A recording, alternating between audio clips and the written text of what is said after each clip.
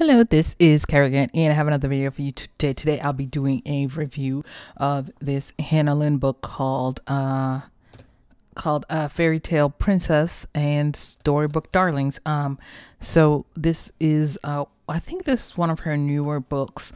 Let me show you. I really love her style and I used her half-size book a lot for my tutorials and reviews. This is one of my pages that I did. This one I used for the this is in the back. This one I used for the Pro Color review. So I use these pages a lot. I do have an issue because I do like using water media, and this really isn't particularly thick paper. And it looks like this book is the same paper that she's used before. Let me talk to you a little bit about the paper, and then we will go into the book itself. So this is Copics, which Copics always bleed. This bled into not just the first page, but the second page as well. The Sharpie also bled into the second page. It works fine on colored pencil, no bleeding. Even on watercolor pencil, I didn't even try watercolor paint. Even on watercolor pencil, you see there's bleeding into the next page and quite heavy wrinkling and some sort of damage to the paper. So this is not really the most thick paper, and I really wish that there would be some improvement in the paper quality in these books, because the art is fantastic, but the paper quality is really it's really kind of a problem for me. It's also not perforated, but it is single-sided. All her books have always been single-sided, so that's good, especially with paper quality that's this low. Being single-sided is a huge plus. The other thing that I would like to see in her books is I would like to see some perforation on the pages, because I end up just having to remove the binding entirely from the books to be able to color them the way that I want. But that's a personal choice. Now this book features, I believe this book features 25 drawings, because each drawing is twice.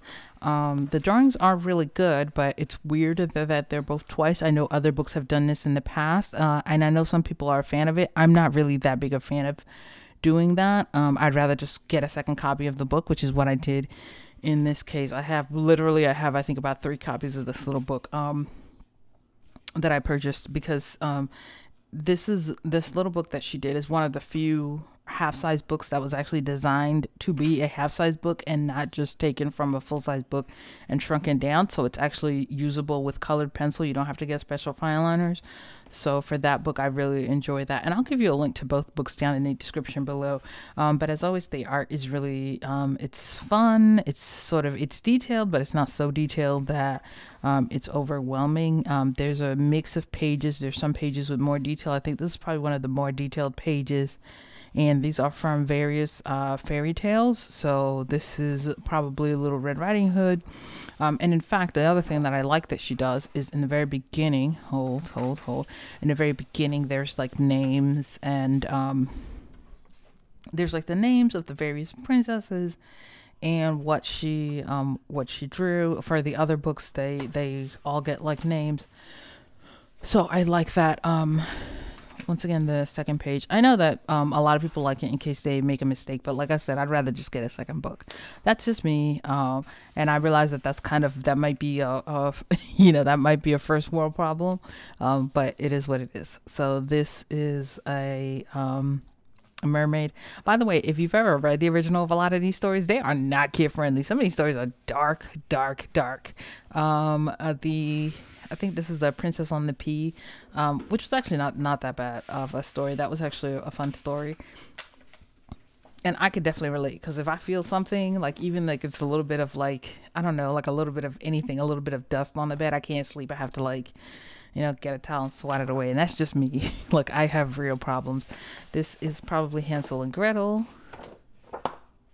And is that a boy? I don't think I've seen very many boys in her pages. Her books are almost always, the characters are almost always female, but I'm pretty sure that that's a boy. Oh, that's cool. That's probably the first time I've seen that in her books.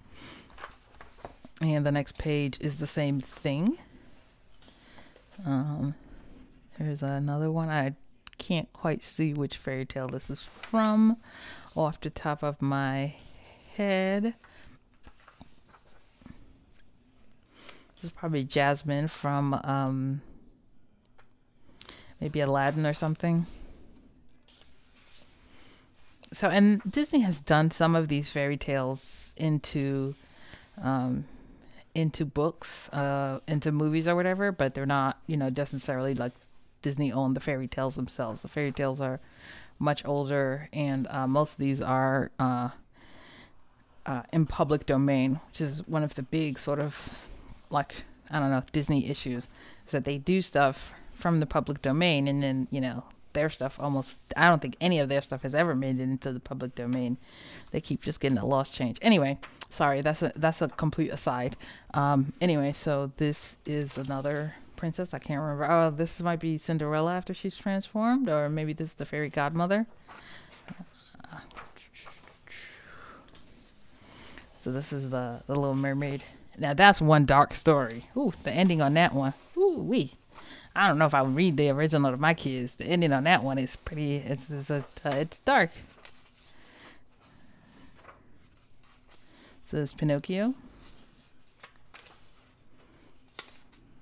Rapunzel. I don't know if you guys ever watched. This came out sort of when I was a little bit too old for it, but I still remember watching them. They were called, I think, Fairy Tale for Every Child, and they sort of reimagined a lot of the fairy tales. And they were really good. I remember that was on HBO, and they did like half-hour reimaginings. Anyway, this is Wizard of Oz. They did like half-an-hour reimaginings of fairy tales, and some of them were really good, and some of them were kind of like you need more than a half hour to tell a story. But this is a lot of fun. All right, this is another one. I don't recognize it off the top of my head. It's hard because I'm like flipping pages and giving you guys a flip through and a review, and then I'm at the same time trying to remember which is which. I had a list that I made up, but I don't. And of course, I don't have it with me. And this is Rumpelstiltskin. Probably is my guess. When they did the fairy tales for every child, they did I want to say it was like a Jamaican Rumpelstiltskin, and it was really good. That was one of my favorite ones that I really enjoyed. It's probably maybe Peter Pan.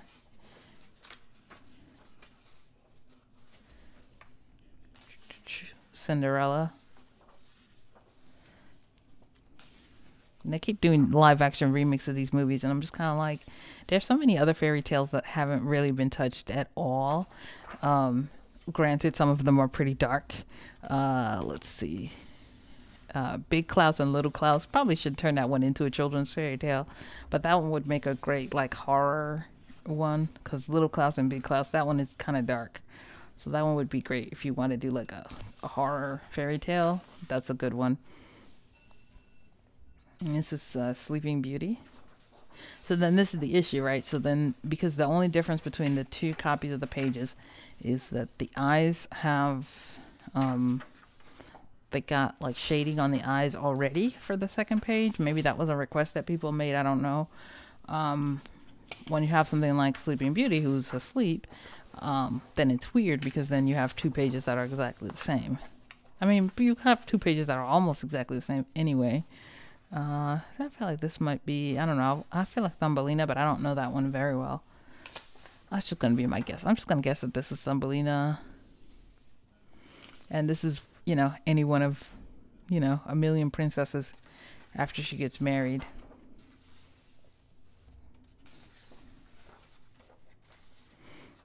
And I think that's it. The Tinderbox is also another really good one. Or is it called The Soldier in the Tinderbox? Whichever, but it's good. It's dark, but it's good.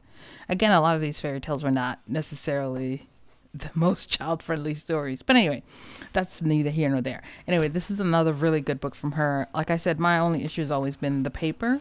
I really want to see, maybe one day she'll do a best of and use the kind of paper that we saw in, you know what? I might have it right here. Hold. I do have it right here. So this is Search for the Lightbulb Burglar. And if you guys can see the paper, if you guys can see the difference. If you guys can see the difference in the paper thickness. Look at that difference in the paper thickness as well. Now, this is, I believe that her books are self-published, but this was done with Search for the Lightbulb Burglar. And this is done, not only is it watercolor, but it's watercolor paint, and it's multiple layers. you guys can see the multiple layers, and there's no, you know, bleeding in the back.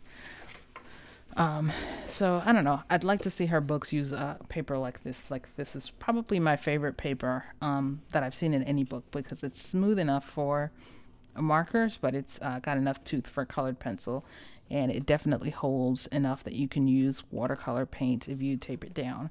So anyway, that's neither here nor there, but this is the her princess's book, and I think there's another book coming out, and I'm going to try to see if I can get a copy of that one to do a review of that one for you guys too.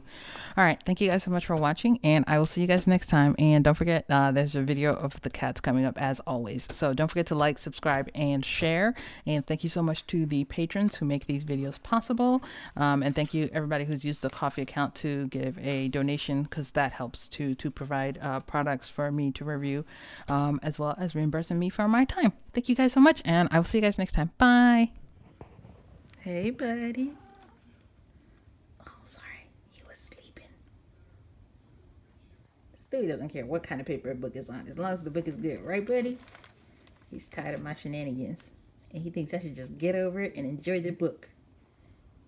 Just get over it. That's what I think he's told me. All right, bye.